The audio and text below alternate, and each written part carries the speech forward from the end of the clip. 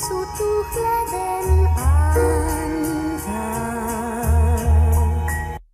have a substantial surplus of insubordinate style. The loveliest of the liars like my Leo smile. Here comes the cameras and videographers. Everybody wants an autograph. It bothers her cause she gets anxiety and she's kinda shy.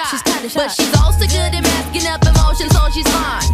In the public eye, on the stage, that's where she'll unleash the rage and rap her fucking harder like she's doing here today.